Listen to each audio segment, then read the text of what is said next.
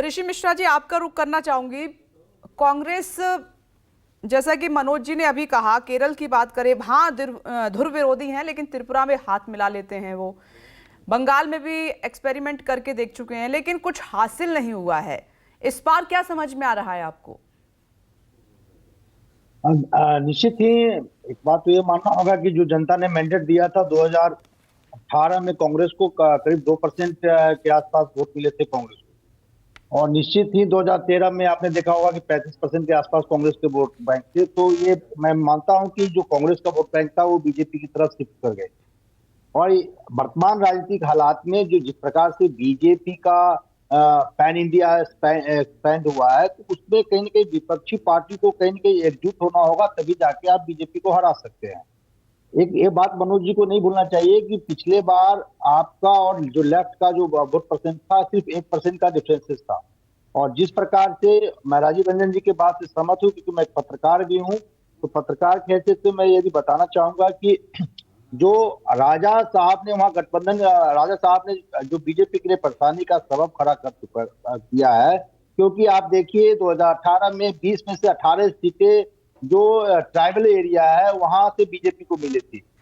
और जिस प्रकार से राजा साहब की पार्टी यानी मोथा जो पार्टी के गठबंधन है वो लड़ रही है, ये बीजेपी के लिए परेशानी का सबब जरूर खड़ा करेगी। क्योंकि बीजेपी के एक जो सहयोगी है वो इस बार कहीं ना कहीं ग्राउंड में नहीं है। और सबसे महत्वपूर्ण बात यह है कि जो नहीं, कांग्रेस और लेफ्ट मिलकर कितनी परेशानी खड़ी कर पाएंगे बीजेपी के लिए? और दूसरा, जब यहाँ हाथ मिलाया है तो फिर केरल में कैसे सामना करेंगे?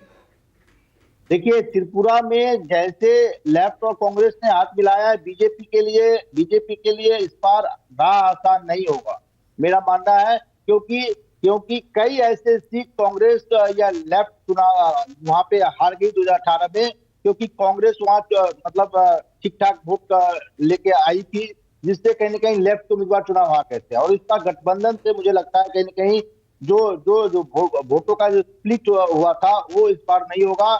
और मुझे लग रहा है कि त्रिपुरा में इस बार बीजेपी के लिए राह आसान नहीं होगा, बीजेपी चुनाव हार भी सकती है। इसके लिए मनोज जी बंगाल का एग्जाम्पल दे रहे हैं। वहां तो ये हालत हो गई कि कांग्रेस अपने कैंडिडेट तक नहीं उतार पाई थी।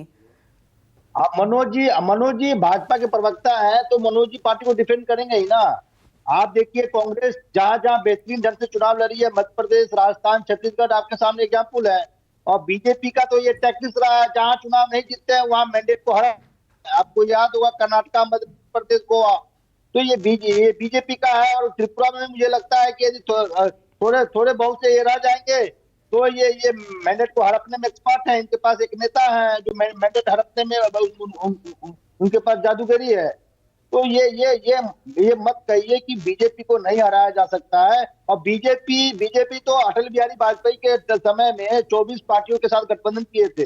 तो ये मनोज जी को शोभा नहीं देता है कि नहीं, ये तो मनोज जी खुद जानते हैं कि बीजेपी हारी है। मैंने कल भी 5 राज्यों के नाम गिनाए थे जहां पर बीजेपी हारी है। और अभी ताजा एग्जांपल हिमाचल का भी है, पंजाब का भी है, वहां बीजेपी हारी है। नमस्कार, मैं हूं मानक गुप्ता। अगर आपको हमारा ये वीडियो पसंद आया हो तो इसे लाइक और शेयर जरूर करें। और हाँ, हमें सब्सक्राइब और फॉलो करना ना भूलें, ताकि आप देश और दुनिया की कोई खबर मिस ना करें। तो जुड़े रहिए हमारे साथ और देखते रहिए न्यूज़ 24।